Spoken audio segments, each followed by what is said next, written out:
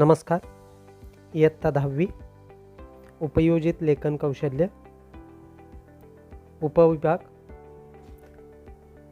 लेखन कौशल्य निबंध लेखन. विद्यार्थी मित्रांनो, निबंध म्हणजे काय? तर नि अधिक बंध या शब्दाचा अर्थ बांधणे, गुंफणे, जुळवणे असा आहे. ही गुंफण म्हणजे आपल्या विचारांची एक जुळणी.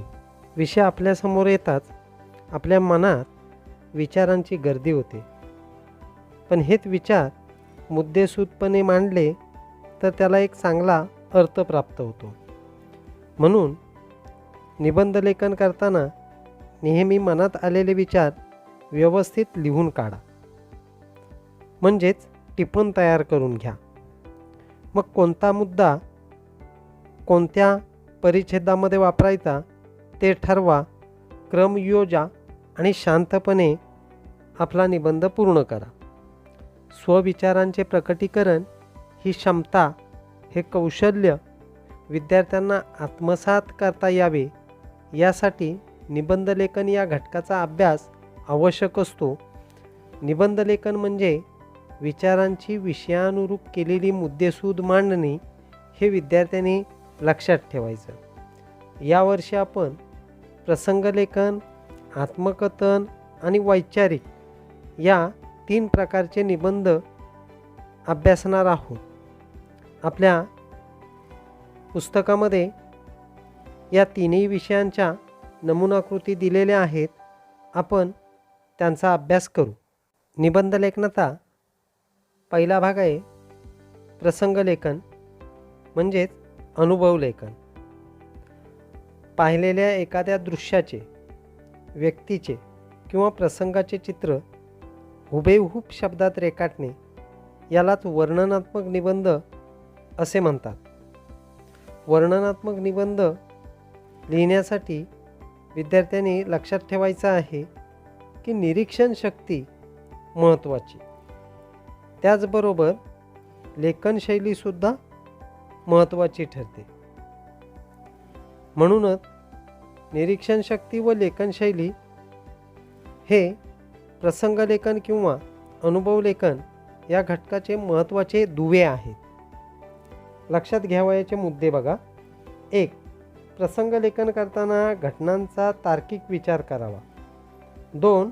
भाषा प्रभावी व चित्रदर्शी, म्हणजेच हुबेहूब वर्णन करणारी असावी.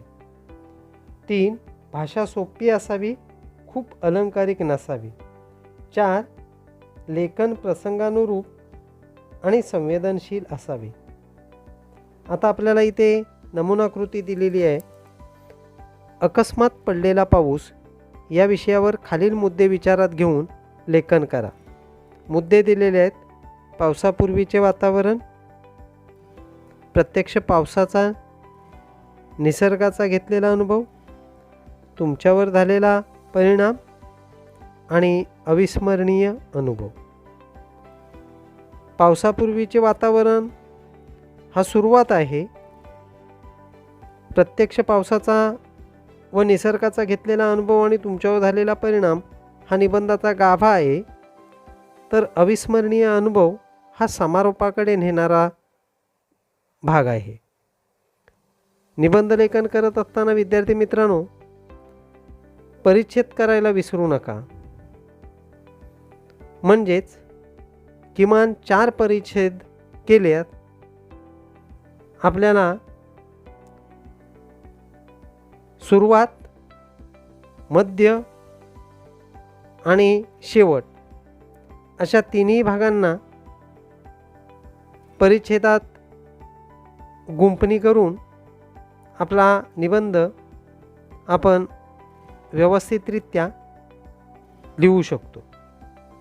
त्याचबरोबर निबंधामध्ये वाक्प्रचार, म्हणी, अलंकारिक भाषा यांचा वापर करायला हरकत नाही, परंतु त्यातसुद्धा अतिरेक होऊ नये. मे महिन्याचा शेवटचा आठवडा.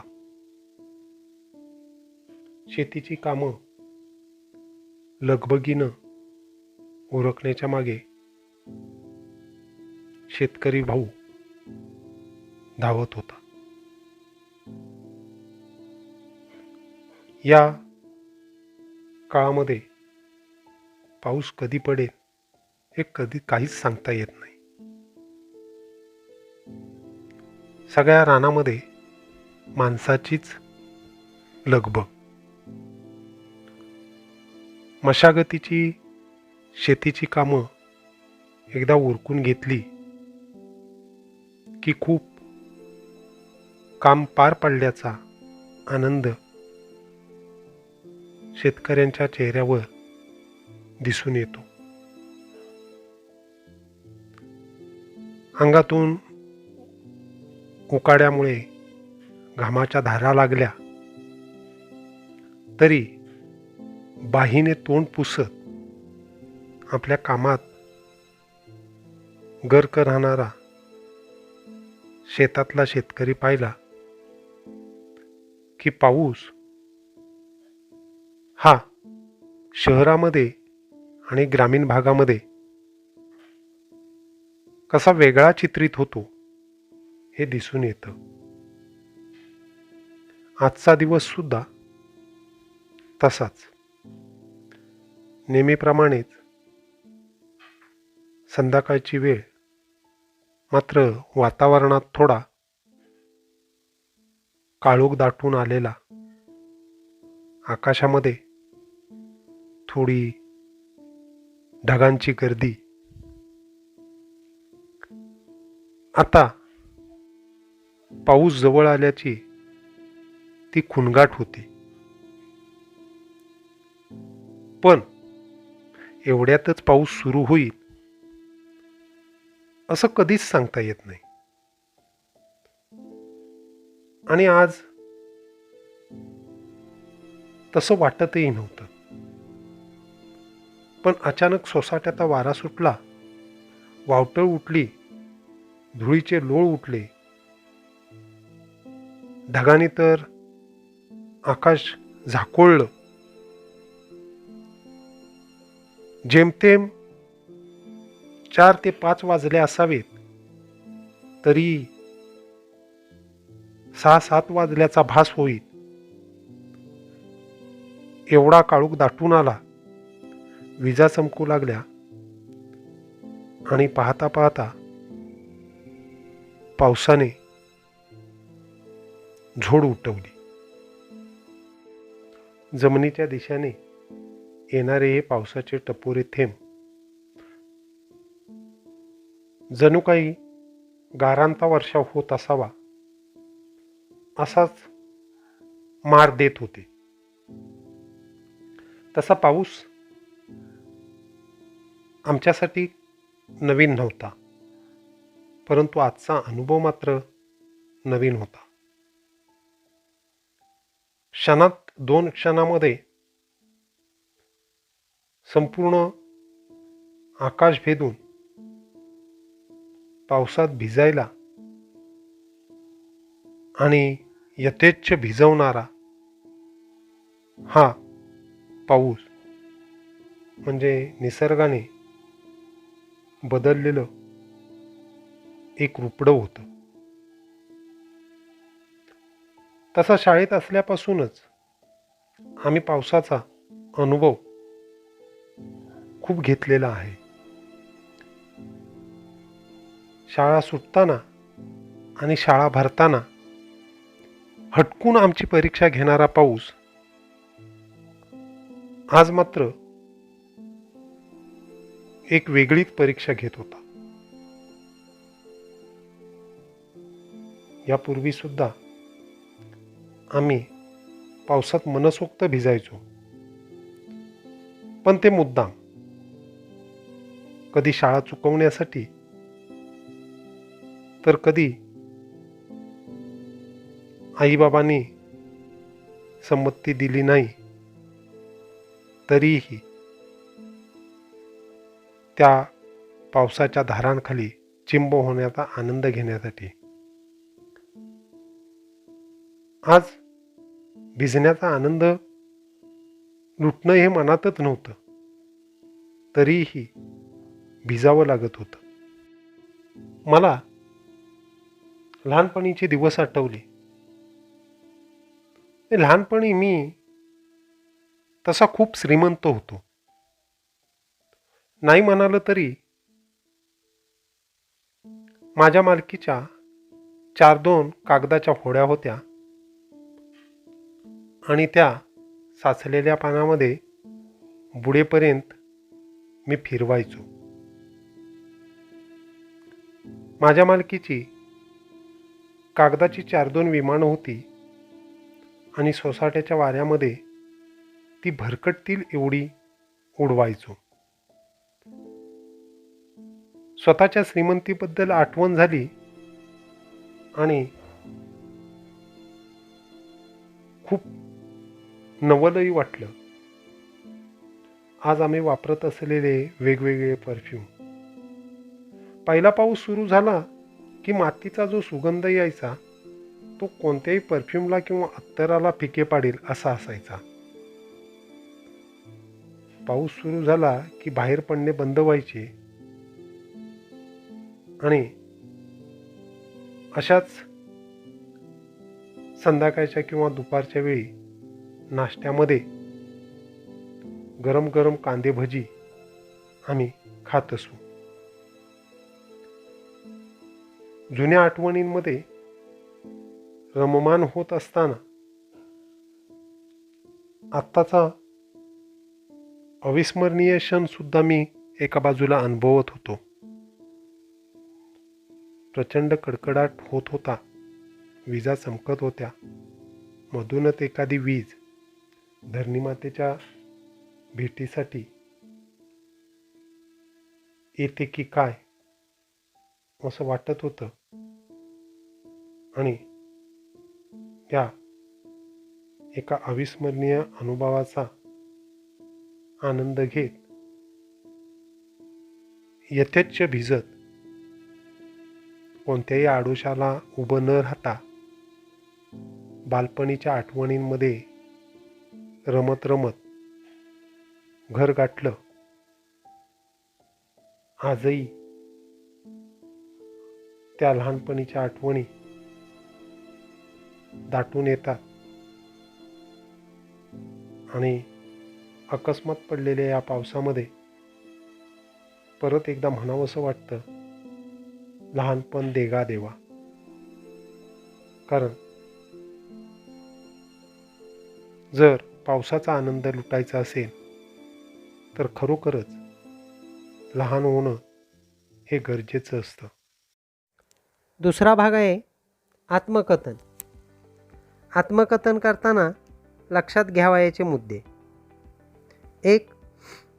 सजीव आणि निर्जीव घटकांबाबत सर्वसमावेशक विचार करणे. 2. त्यांच्या भावना, सुखदुःख, सवयी, उपयोग, कार्य यांचा शोध निरीक्षण शक्तीने घेणे. 3.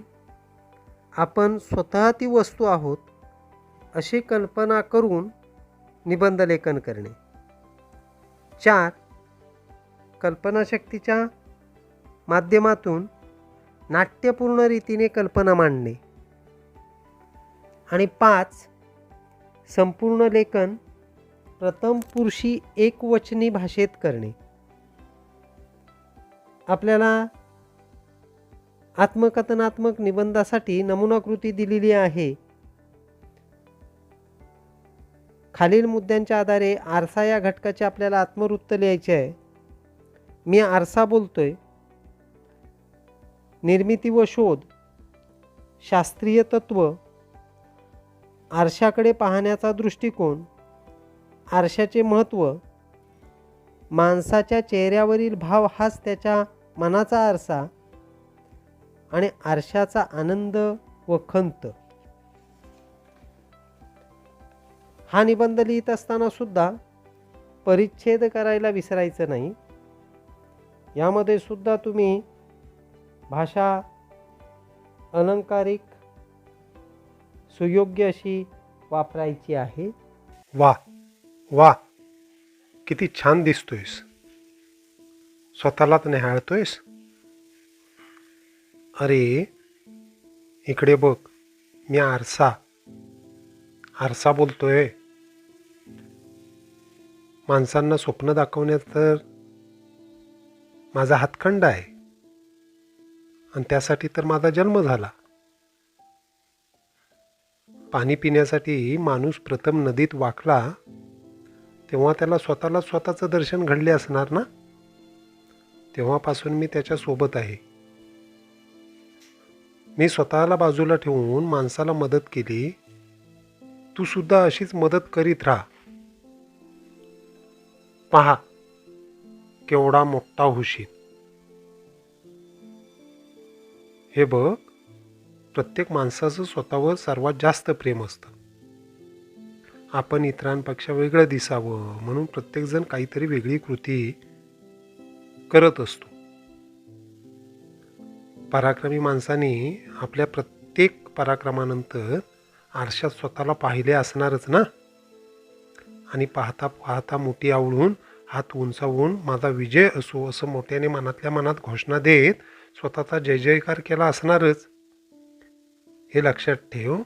तुमच्या मनातल्या या प्रेरणा आणि त्यांना उत्स्फूर्त प्रतिसाद देणारा मीच, तो तुमचं वेगळेपण दर्शवणारा आणि तुम्ही जसे आहात तसेच तुम्हाला दाखवणारा मीच, तो तुमचा मित्र आरसा. माझ्याकडे पाहिल्यानंतर किंवा मी तुझ्यासमोर बोलत आहे पाहिल्याच्या नंतर तुला वाटलं असेल ना की आरशाचा जन्म, त्याची निर्मिती, शोध, त्यामागील शास्त्रीय तत्व काय असेल. तर इसवी सन पूर्व 4थ्या शतकातील ग्रीक लोक जे आरसे वापरत, ते धातूच्या पत्र्याला चकाकी आणून तयार केलेले आरसे असत. त्यानंतर मध्ययुगीन काळात काचेला धातूचे लहान तुकडे लावून आरसे तयार करीत. 1373 मध्ये काचेचे आरसे बनवणारी एक संस्था न्यूरेनबर्ग येथे होती. 16व्या शतकाच्या सुरुवातीस जर्मनीमध्ये बहिर्गोल आरसे बनवीत. व्यापार पद्धतीवर आरसे बनविण्यात व्हेनिस येथे प्रथम सुरुवात झाली. 1564 मध्ये व्हेनिसमधील काचेचे आरसे बनवणाऱ्या कारखानदारांनी एक संस्था स्थापन केली. त्यांच्या काचेच्या आरशांमुळे धातूचे आरसे मागे पडले. सपाट काचेचे आरसे बनवण्यात फ्रान्समध्ये 1691 मध्ये सुरुवात झाली. 1835 मध्ये रासायनिक पद्धतीने काचेवर चांदीचा मुलामा देण्याची पद्धत लिव्हिंग यांनी शोधून काढली व त्यानंतर 5 वर्षांनी त्या प्रत्यक्ष वापरात आली. हल्ली इटलीतील व्हेनिस शहरी व बेल्जियम देशात तयार करण्यात येणारे आरसे उत्तम प्रतीचे मानण्यात येतात. तर मित्रांनो, अशा पद्धतीने माझा शोध लागला आणि निर्मिती झाली. खरं तर यामागे एक तत्व होतं. ते होतं परावर्तनशील पृष्ठभागाचं. सपाट आरसा, सपाट पृष्ठभाग असलेल्या आरशाचा प्रकार सर्वज्ञात आहे.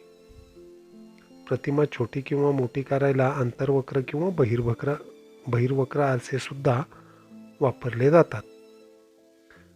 खरं तत्व यामागे असं आहे की एक प्रकाशीय युक्ती जो प्रकाशाच्या परावर्तन सिद्धांतावर काम करतो त्याला आरसा म्हणतात. समतल, उत्तल, अवतल, परवलीय, आरस्या असे आरशाचे विविध प्रकार तुम्हाला ऐकायला मिळतील. आरशाकडे पाहण्याचा तुम्हा मानवाचा जो दृष्टिकोन आहे तो बदलणे आवश्यक आहे. खरं तर तुम्ही जसे मला दिसता तसे मी तुम्हाला दर्शवतो. आरशे महालात कधी गेलास तर तुझ्या लक्षात येईल आणि तुझ्यावर विश्वास बसणार नाही. कितीतरी प्रतिमा तुला पाहायला मिळतील तुझ्याच. गोल गरगरीत, हळकुडी, बुटकी, उंच. पण ह्या प्रतिमा दाखवत असताना मी स्वतःला कधी आतील बाजूला तर कधी बाहेरील बाजूला वक्र करून घेतलेलं असतं. म्हणून माझा आकार बदलून तुम्ही स्वतःचं रूपडं बदलता. म्हणून असं वाटतं की आपली प्रतिमा सुंदर दिसण्यासाठी आपलं मन सुंदर असेल तर चेहऱ्याला आपोआप सुंदरता प्राप्त होते. माझे महत्त्व जर तुम्हाला ऐकायचे असेल तर लक्षात ठेवा, ड्रायव्हरला पाठीमागून येणारी वाहने मीच दर्शवतो. भिंगाच्या माध्यमातून ग्रहगोल मीच दर्शवतो. दुर्बिणीच्या माध्यमातून सूक्ष्म जीव मीच दर्शवतो. घरादारात, रस्त्यावर, कपड्यांवर, दुकानांवर, गाड्यांमध्ये, जत्रेमध्ये मी सर्वत्र आहे. पण लक्षात ठेव, मी कधी स्वतःच्या मिजाशीत राहिलो नाही. जशी स्थिती असेल तसाच वागत राहिलो. म्हणूनच आज माणसाला त्याचं खरं रूप दर्शवताना माणूस स्वतःचं खरं रूप पाहण्यासाठी माझ्याकडेच येतो.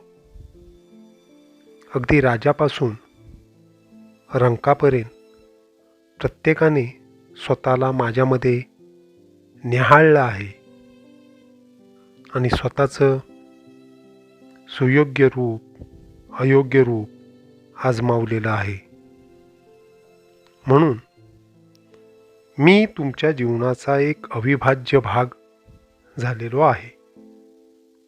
साधारणतः मला आनंद एकाच गोष्टीचा वाटतो, तो म्हणजे मी तुमच्या जीवनाचा एक घटक आहे आणि तुम्हा सर्वांचा माझ्यावर विश्वास आहे की जसे आहात तसे मी तुम्हाला दाखवतो. मात्र खंत आहे,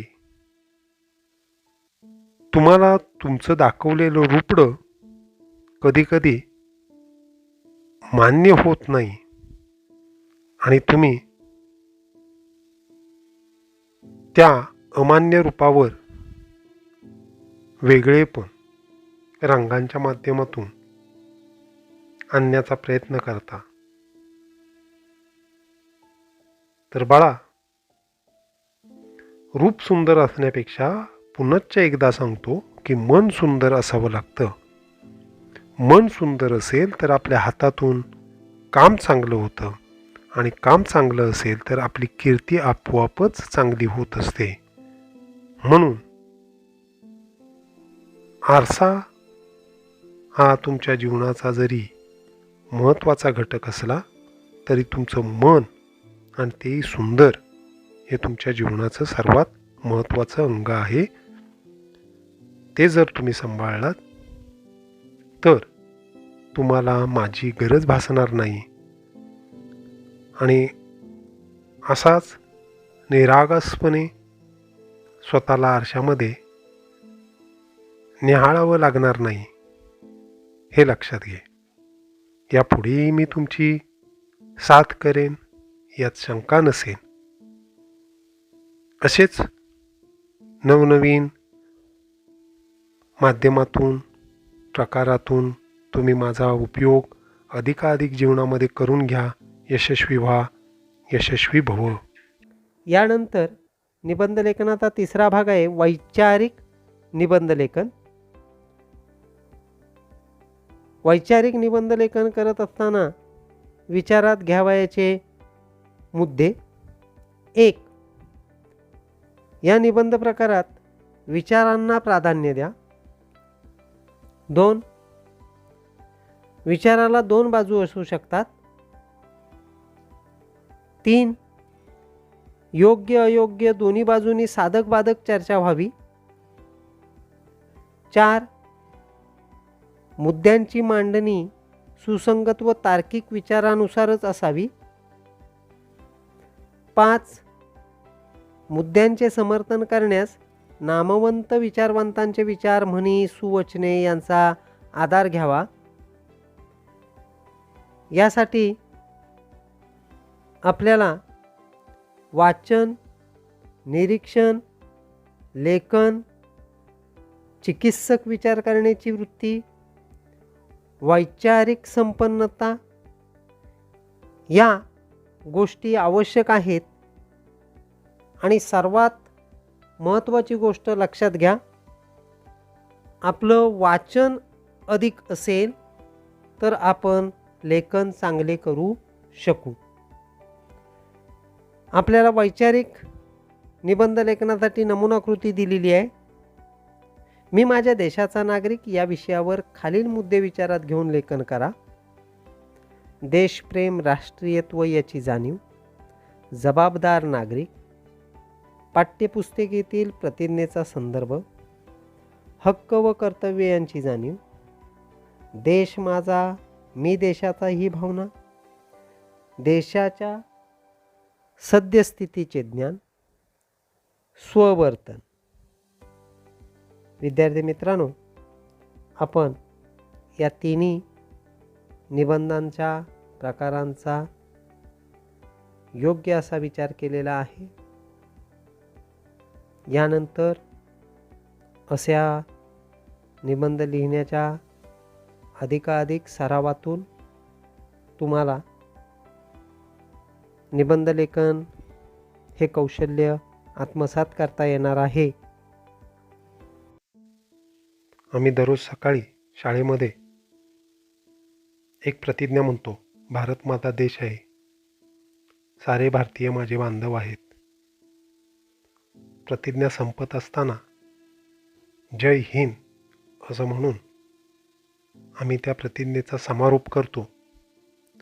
पण या प्रतिज्ञेतून जे उद्बोधन व्हायला हवं ते खरोखर झालं आहे का, असं स्वतःच्या मनाजवळ जर विचार केला तर कित्येक वेळा आपल्याला असं वाटेल की आपण देशाकडूनच फक्त सगळ्या अपेक्षा व्यक्त करतो आणि देशाला मात्र आपण काहीच देत नाही आहोत. आपण या देशाचे जबाबदार नागरिक आहोत, भावी नागरिक आहोत. याचं भान आपल्याला असणं गरजेचं असतं. आणि हेच आपण कुठेतरी हरवलोय किंवा विसरलोय असं जाणवतं. नाहीतर मग केवळ मला हक्क आणि हक्क हवेत, कर्तव्य कोणतीच पार पाडायची नाहीत, असं झालंच नसतं. आम्ही परदेशातले चित्र किंवा चित्रपटांचं शूटिंग पाहतो आणि ते देश किती स्वच्छ आणि सुंदर आहेत याचं वर्णन करायला सुरुवात करतो.